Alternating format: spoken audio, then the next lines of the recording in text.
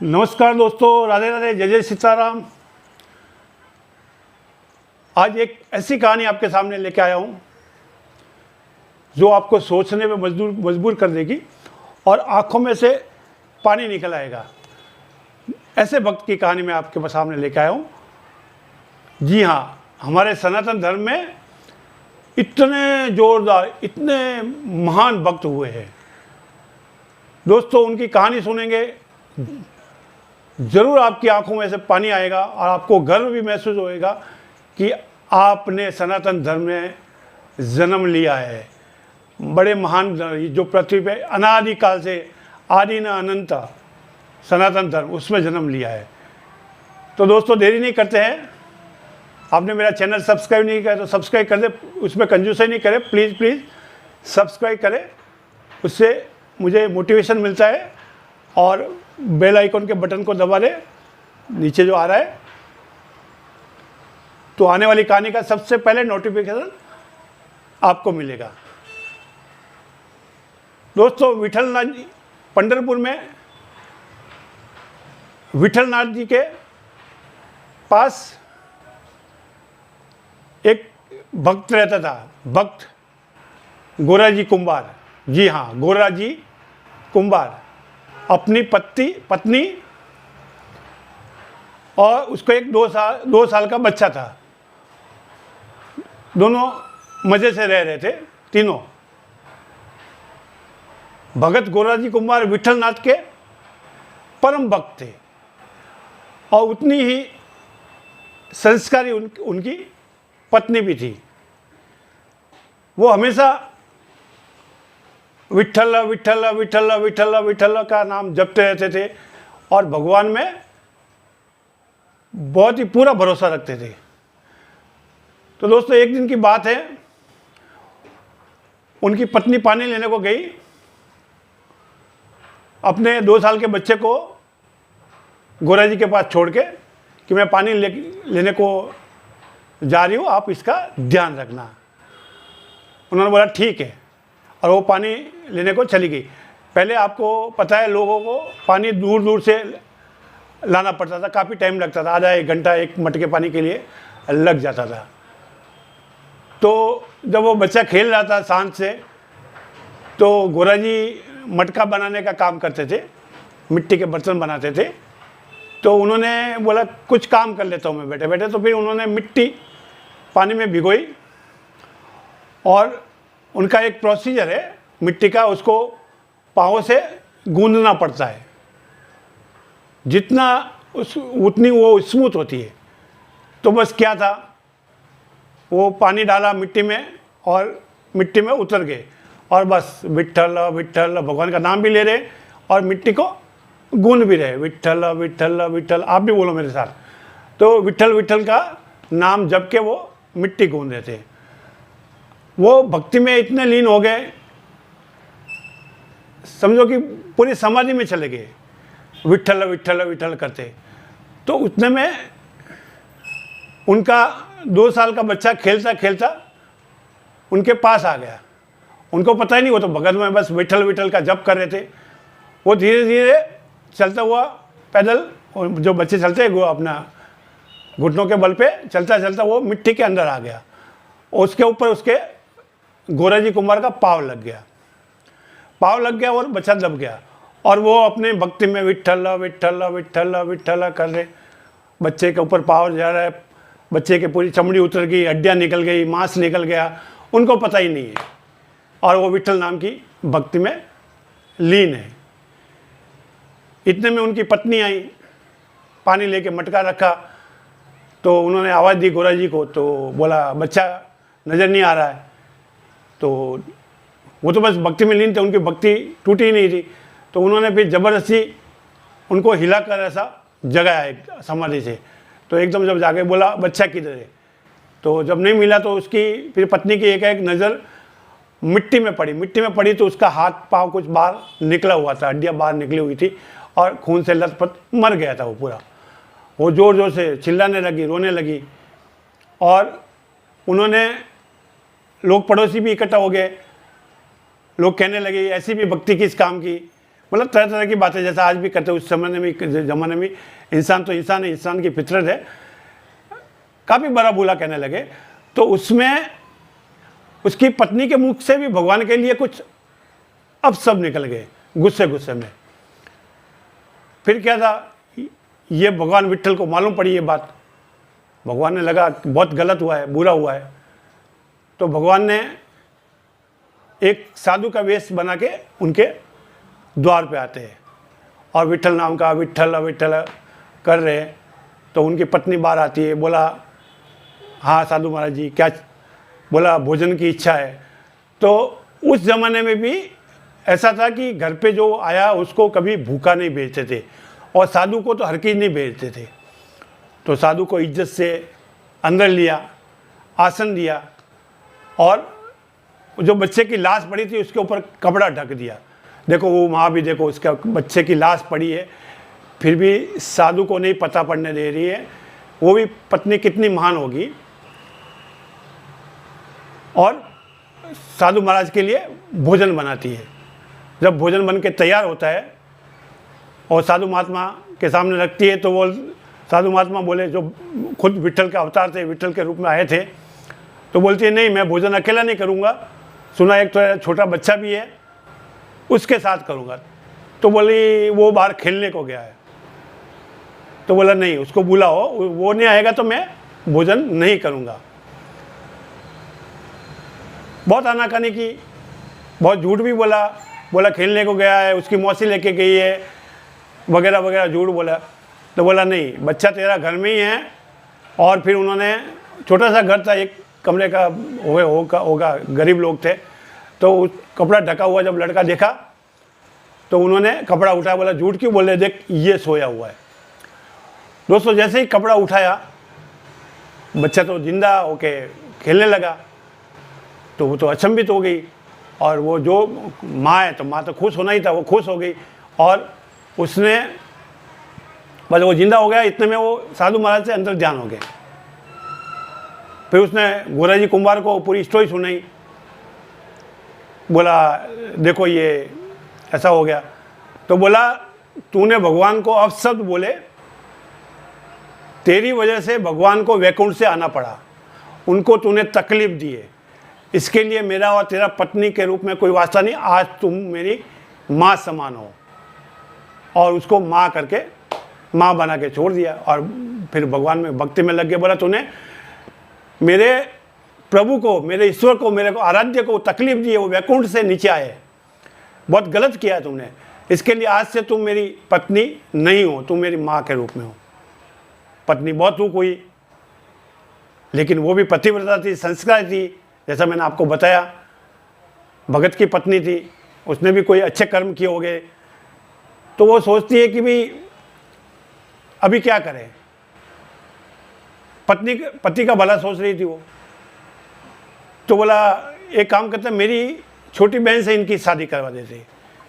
तो वो उनकी माँ के पास जाती है और माँ को बोलती है कि गोरा जी की शादी करने की इच्छा है, तो अगर कोई दूसरी लड़की लाते हैं तो इससे अच्छा है कि मेरी छोटी बहन को ही आप दे दो। खुश हो जाती है, बोला भगत आदमी है, मेरी बेटी को खुश रखता है, दोनों बेटियां एक घर में रहेगी।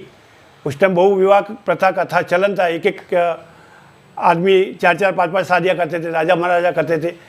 कहानियों में भी आता है, एक राजा था, 6 रानियाँ थी, 5 रानियाँ थी, 8 रानियाँ थी। वो एक जमा था। सनातन धर्म में बहु विवाह की प्रचलन थी। ये अभी कांग्रेस गवर्नमेंट आने के बाद में ये सब कानून बनाए एक नारी का, पहले ऐसा नहीं था। तो वो एक अलग विषय है, उस विषय पे नहीं जाते, कभी अलग बात करेंगे। तो उन्होंने, उसकी माँ ने बात मान ली और नारियल भेज दिया। गोरा जी ने एक्सेप्ट कर लिया, शादी करने को आ गए और उनकी शादी हो जाती है। जब विदाई का टाइम होता है तो बोला, अपने दामाद जी को बोलती है सासू माँ, जैसे मेरी बेटी का तुम ख्याल रखते हो, जैसी मेरी बेटी से तुम्हारा संबंध है, जैसा तुम मेरी बड़ी बेटी के साथ संबंध रखते हो, वैसा ही मेरी छोटी बेटी के साथ में रखना। गोरा जी बोले, जैसी ये है माँ, ये मेरी बहन। बस उसको बहन बना लिया, उसको माँ बना लिया, आ गए ससुराल में।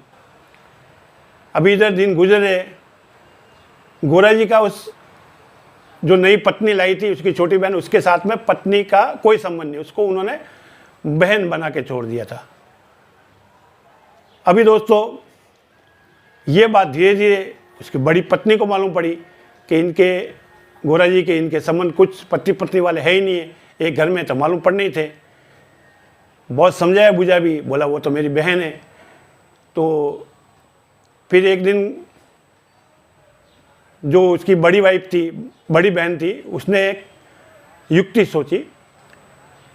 रात को जब गोरा जी सोए हुए थे तो उसके बाजू में उसकी छोटी बहन को सुला दिया, नींद में साथ में सो जा, तो बोला ऑटोमेटिक उनको संबंध बन जाएगा। तो रात में अनजाने में गोरा जी के उसके हाथ उसके लड़की के ऊपर, उसकी छोटी बहन के ऊपर जो उनकी पत्नी थी लग जाते। वो जग जाते, देखते, उनको गुस्सा आता है। बोला जिसको मैंने बहन माना था, मेरा गलत हाथ इनके ऊपर गिर गया। तो वो पश्चाताप ने अपना हाथ, एक हाथ, राइट हाथ काट देते हथियार से। अभी क्या था दोस्तों, बोला मेरे बहन को हाथ लग गया तो उसने अपना हाथ भी काट दिया। घर में परेशानी बढ़ गई, वो मटका बनाते थे, मिट्टी के बर्तन बनाते थे। अभी रोजी रोटी का सवाल, घर में तंगी आने लगी, आर्थिक तंगी आने लगी। तो ये बात भगवान विट्ठल को पता पड़ी। बोला मेरा भगत तो तकलीफ में है।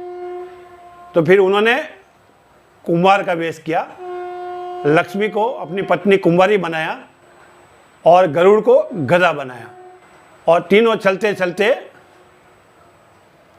भगत गोरा कुम्हार के द्वार पे जाते हैं और आवाज़ देते, तो गोरा कुम्हार बाहर आते।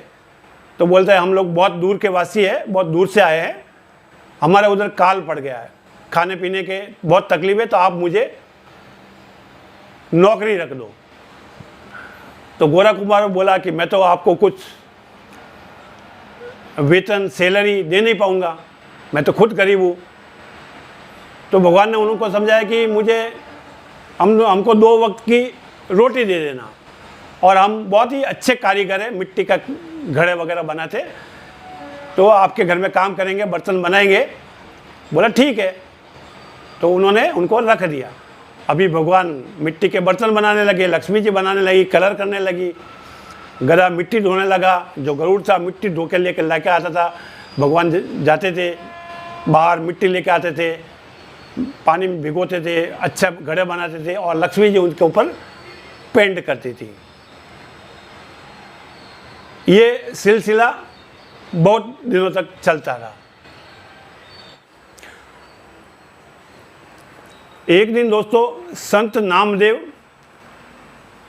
विट्ठलनाथ के मंदिर में गए दर्शन करने के लिए, जैसे हमेशा जाते। तो विट्ठल भगवान की जो मूर्ति थी उसमें उन्होंने वो तेज नहीं देखा जो हमेशा उनको नजर आता था। तो नामदेव बहुत बड़े संत थे, उन्होंने ध्यान लगाया भगवान का आँख बंद करके। तो उनको नज़र आया कि भगवान तो मंदिर में नहीं है, वो तो गोरा जी कुम्हार के घर में मटके बना रहे हैं, मिट्टी के बर्तन बना रहे हैं। तब नामदेव गोरा जी कुम्हार के घर पे आते हैं। गोरा जी ने नामदेव की बहुत स्वागत किया, बिठाया। तब तक भगवान क्या है, छुप गए, मिट्टी के ढेर के पीछे जाके छुप जाते हैं और उधर से सीधे मंदिर चले जाते हैं। देखो भक्तों से भगवान भी इतने डरते थे कि नामदेव जी आए मुझे डांटेंगे पता नहीं, और वो चले जाते हैं। तब नामदेव जी ने गोरा कुम्हार को बताया कि भगवान तो तुम्हारे यहाँ काम कर रहे थे इतने दिनों से, इतने महीनों से, तुमने भगवान को बहुत तकलीफ दी है। गोरा जी कुम्हार और उनकी पत्नी बहुत चिंतित हुए। बोला ये तो गलत हुआ। तो वो पत्नी, दोनों पत्नियों के साथ भगवान के मंदिर जाते हैं, विट्ठल के मंदिर जाते हैं और उन्होंने से क्षमा याचना करते हैं। तब भगवान प्रकट होके उनको कहते हैं कि तुम मेरे नाम का गलत उपयोग क्यों कर रहे हो? तुमने मेरे नाम लेकर अपनी पत्नी को माँ बना लिया, दूसरी को बहन बना लिया। ये तो मुझे बदनाम करने की हुई ना। तो बोले पहली वाली को तो मैंने बनाया कि आपको उसने अब सब कहे थे, और दूसरी वाली को बहन इसके लिए बनाया कि मैंने सासू जी को वचन दे दी, सासू जी ने मुझसे वचन मांग लिया कि जैसी बड़ी बेटी को रख रहे हो वैसे ही उसको भी रखना, तो मैं तो वचन से बंधा हुआ हूँ। तो भगवान ने बोला तुम्हारे दोनों वचन मैं वापस लेता हूँ और आपको क्षमा करता हूँ, और आप वापस अपने वचन लेके दोनों पत्नियों से क्षमा मांग के आप पत्नी पत्नी की तरह रहे। ये मेरी आज्ञा भी है और मेरा आग्रह भी है। तो गोराजी कुमार खुशी खुशी मान जाते हैं और फिर वो पत्नी पत्नी घर पे आ जाते हैं और अपनी दोनों पत्नी और अपना बच्चे के साथ में खुशी खुशी रहते हैं। तो दोस्तों ये कहानी आपको कैसी लगी? ये आज का गोल्ड कॉइन था भगत गोराजी कुंभार। इसके लिए मैंने मेरे चैनल का नाम गोल्ड कॉइन दिया है। एक से एक गोल्ड कॉइन भरे हैं। जितना गहराई में आप उतरोगे सनातन धर्म, मतलब बरसों बरस लग जाएंगे, नहीं जान पाएंगे। ऐसा है हमारा सनातन धर्म। तो आप सब्सक्राइब करें ऐसी ही कहानियों के लिए और बेल आइकन का बटन दबा दें। राधे राधे लिखे। आप गोराजी कुंभार जितने बड़े भगत नहीं बने, कोई बात नहीं, कम से कम घर में गीता और रामायण रखे, एक पेज भी रोज़ पढ़े, सप्ताह में एक पेज पढ़े, और मंदिर दर्शन करने के अपने पास में, घर के पास में भले ही छोटा मंदिर है, दर्शन करने को ज़रूर जाए। तो राधे राधे, जय जय सीताराम, हर हर महादेव।